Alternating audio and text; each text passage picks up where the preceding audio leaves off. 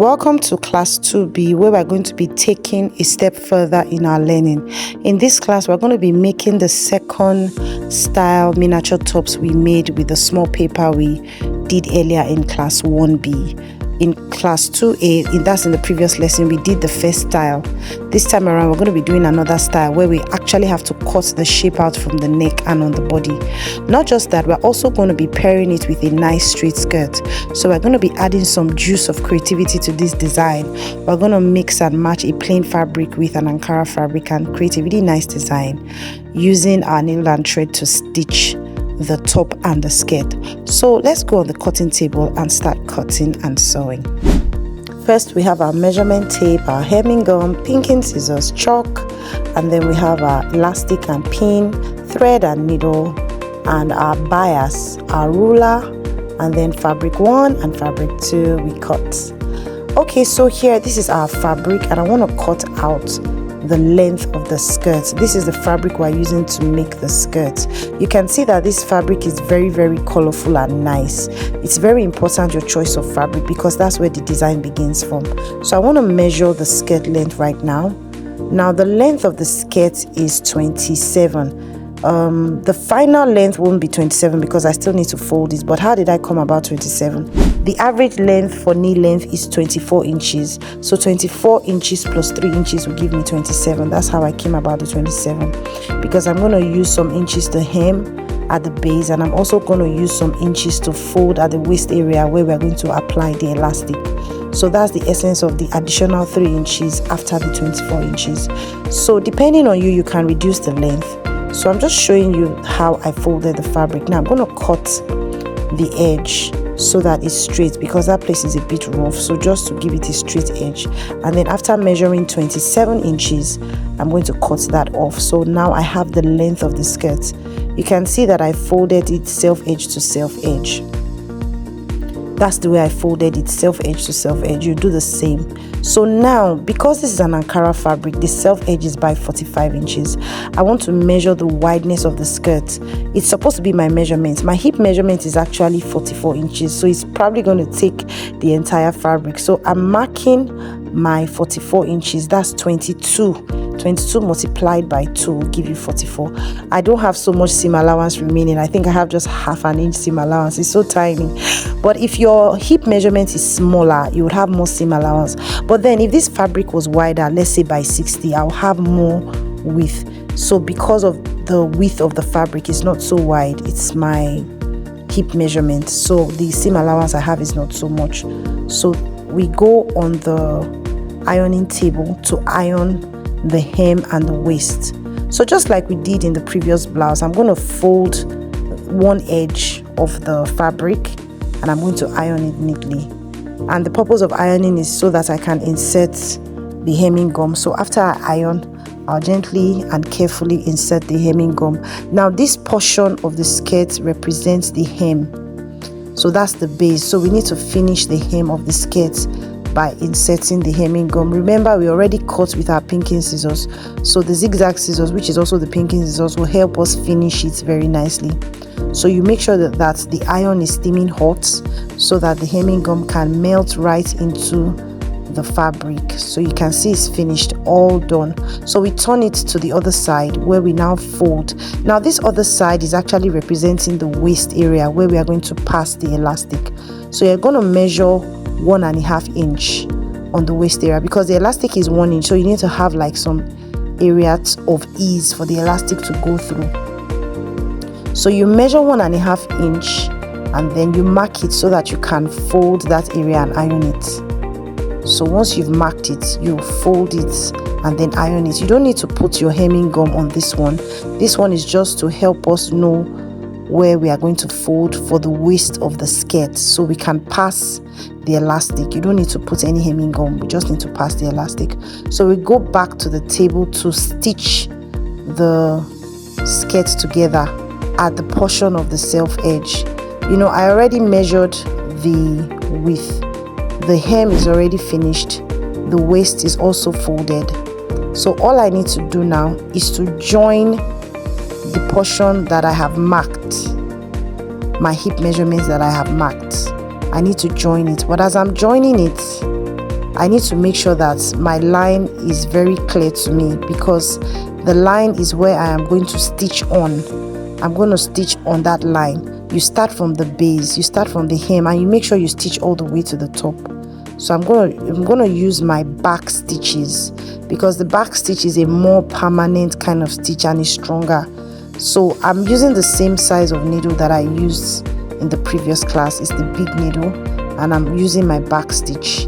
You can see how I'm going. I'll go back here and then come up, then I'll go back, then come up, then I'll go back. So I'm using the back stitches so that it can be stronger. I've stitched all the way and I'm just about to get to the top. That's the waist area, the portion that I did not have any hemming gum. I started from the hem, the portion that I had the hemming gum, then I'm finishing up at the top. So you can see the crease of the fold. I'm stitching it without folding it yet, and then I'm finishing up and securing my stitch just at the end. So you just create a loop and secure your stitch. Make sure that that is well secured to the very edge of the fabric. That's before the fold. Yeah, so now you can see that we have stitched it. We have something round. That's what it looks like when you have stitched it.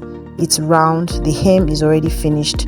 The next thing we need to do is to then stitch that area that we didn't put any hemming gum. You're going to stitch that area with your regular running stitch round, but you're going to leave a hole so that you'll be able to pass an elastic through that hole. So you don't start from the beginning. You start from some inches before the center back. So you just do your simple running stitches on that area. Just go in and out, in and out, in and out. You do that round, but you know you need to leave some gap. Don't go from end to end. You just go in and out round. You do it all the way around. Just when you're about to get to the end, you're not going to completely get to the end. You're going to leave a space. So that space would allow you to pass in your elastic with the pin. So just at this edge, you're going to secure your sewing. Remember that hole. So we're going to knot it there. After we knot it, then we will now pass our elastic using the pin. So make sure that that is well secured. Yeah.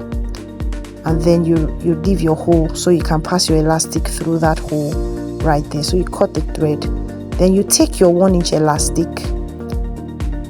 after you have stitched round. That's the 1-inch elastic. You put a safety pin at the edge and then you pass it around. But then before you pass it around, you have to measure the size of the elastic. Now the size of the elastic is your waist measurement minus 10 inches.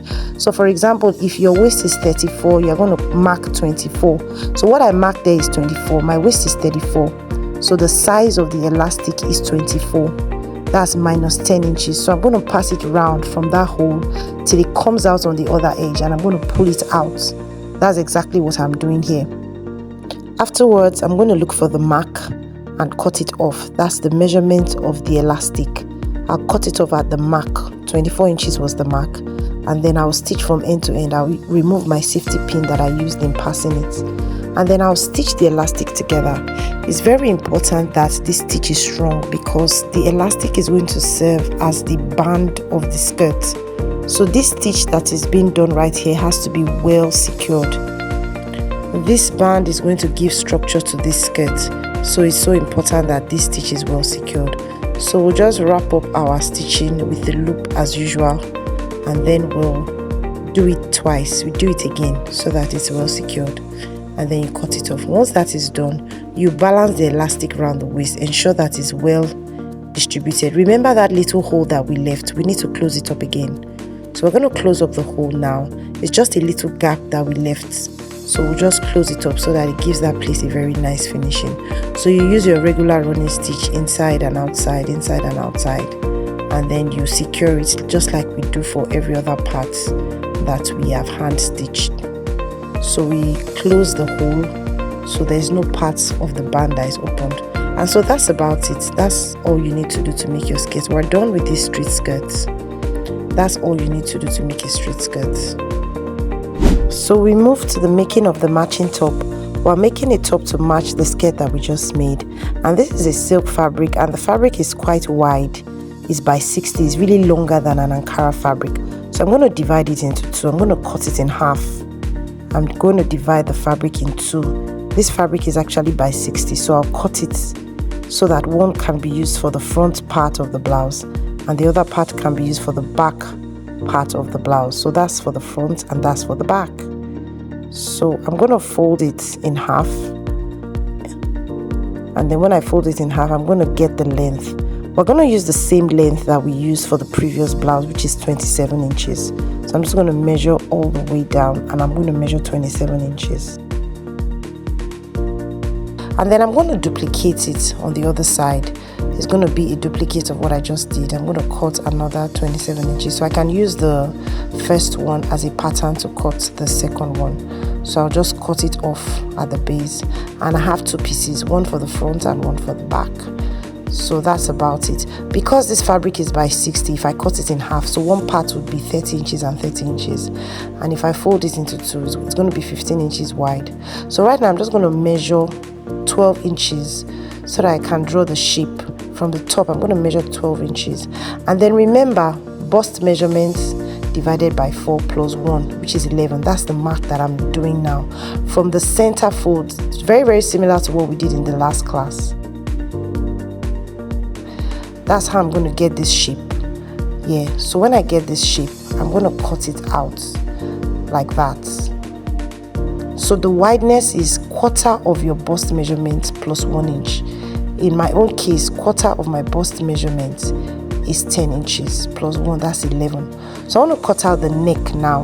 I'm going to measure 3.5 inches to the side, 3.5 inches to the side, and then 3.5 inches downwards, so I can get the shape of the neck. You can actually measure 4 inches to the side if you want it wider. Let me increase it to 4 inches instead of 3.5. So that's 4 inches by 3.5. So that's the size of this neck now, and I'm going to cut it out. So you can observe that I'm cutting the two together, both the front and the back. I laid one on each other. So I'm just trimming that hand off, the part of the arm, so it's really smooth, just to trim off the rough edges. So that's the shape of the blouse. This is the front and then this is the back. So I can actually use anyone because they're exactly the same. So right now we're going to go on the ironing table to insert the hemming gum.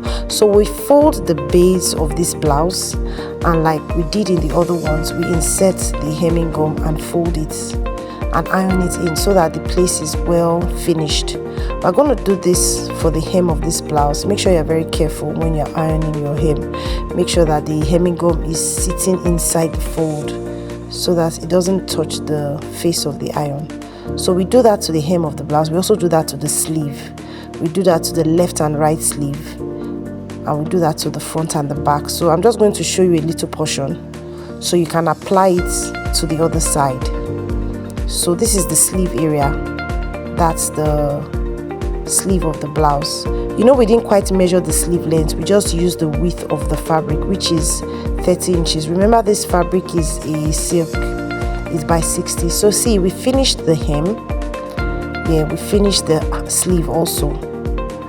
So we did that for both the front and the back. So you just fold the edge and insert your hemming gum, and then you iron.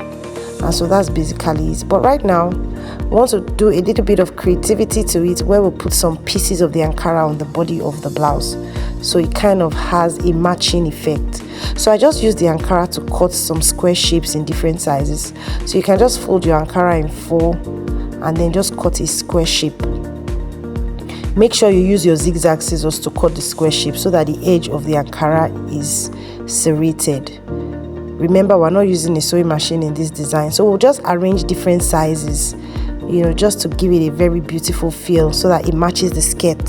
So just take a portion of the Ankara fabric and then arrange it. So just nicely place that on your ironing table in the same arrangement, and you place your hemming gum under the Ankara, because it's the hemming gum that is going to hold the design.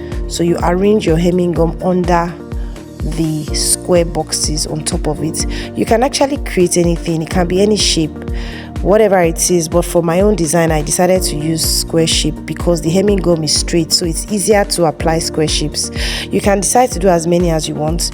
You can decide to do same size. You can decide to do, you know, different kind of size. You can even decide to do a rectangle instead of doing a square.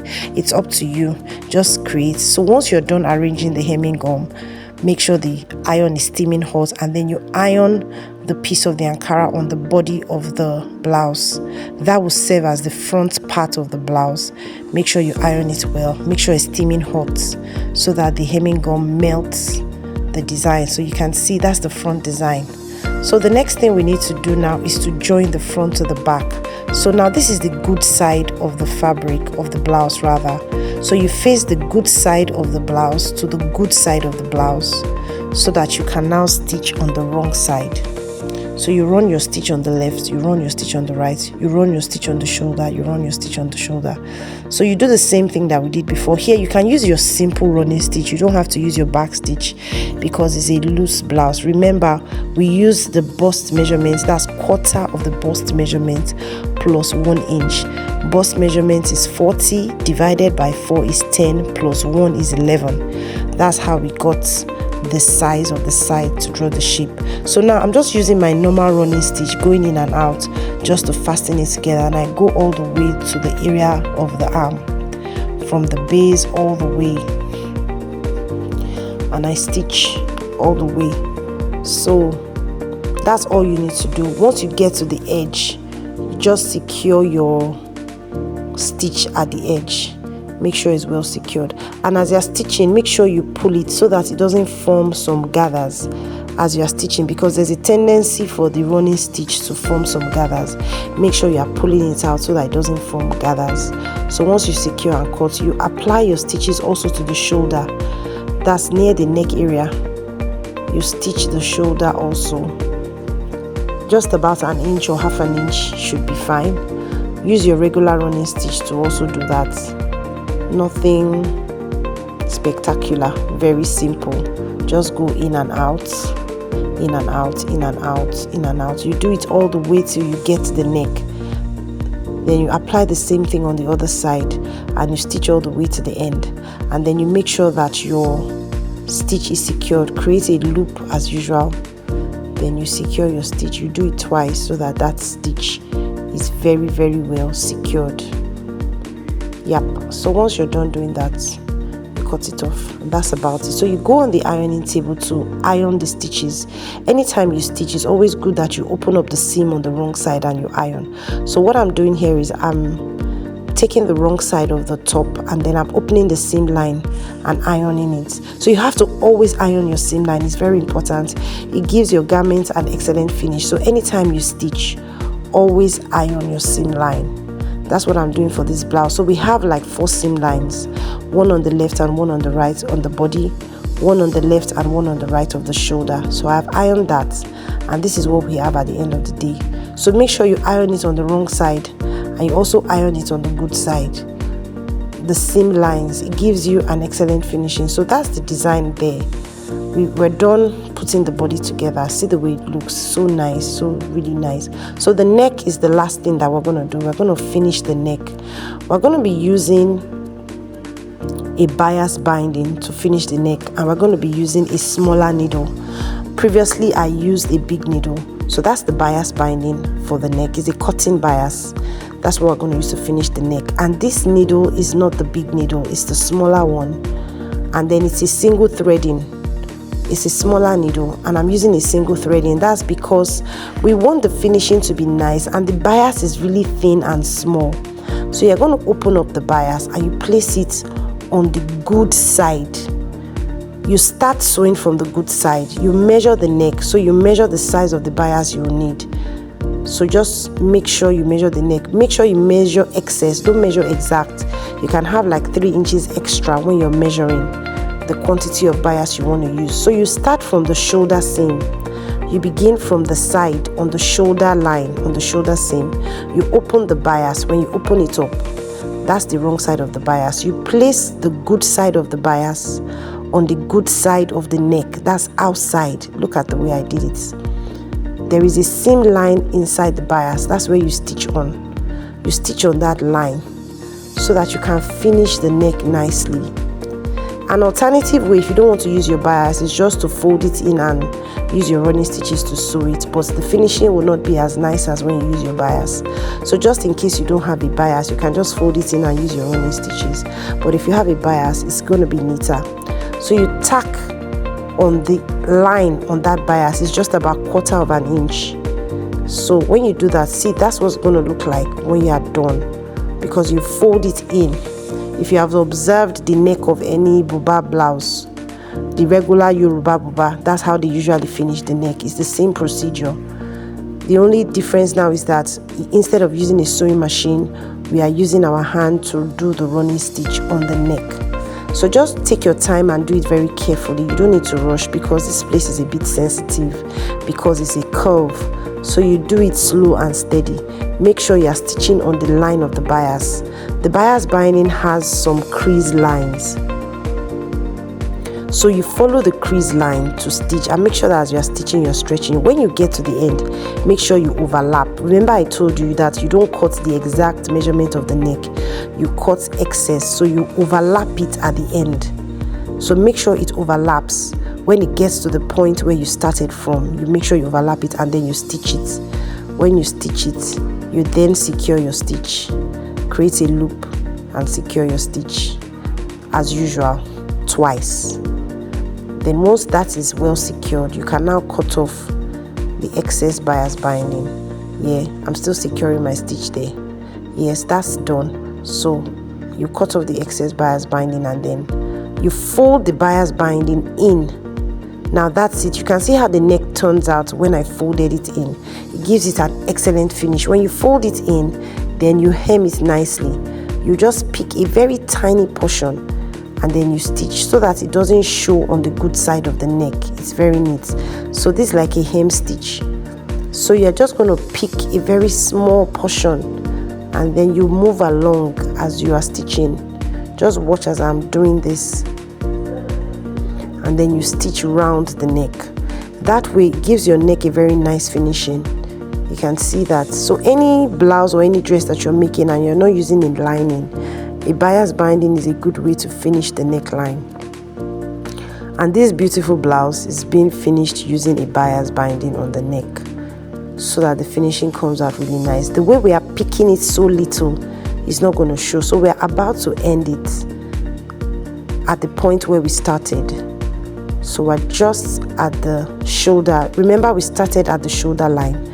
We finish at the shoulder line, and then we secure our stitch, and then we knot it at the edge twice as usual, and then we cut it off, and that's about it. And then finally you need to iron around the neck. So that's what I'm doing right now. I need to press the neck so that it's very flat and nicely finished. It's so important you always iron your seams after you are done. So I didn't remember to iron the skirt, the seam line at the skirt at the back. So you open the seam and you iron it. Very, very important. It's a crucial part of finishing. So we're done with our skirt. That's the skirt, and then that's the blouse. So I'm going to go try it on, and let's see how it looks on me. This is the final result of our skirt and our blouse. Very, very nicely done, and looks so cute. Don't you just love it? See the way I paired the colors, the green and the fuchsia pink. You have to choose really nice colors for your combination. So you want to go try yours. That's your next assignment. Go make yours, and let's see what you can create.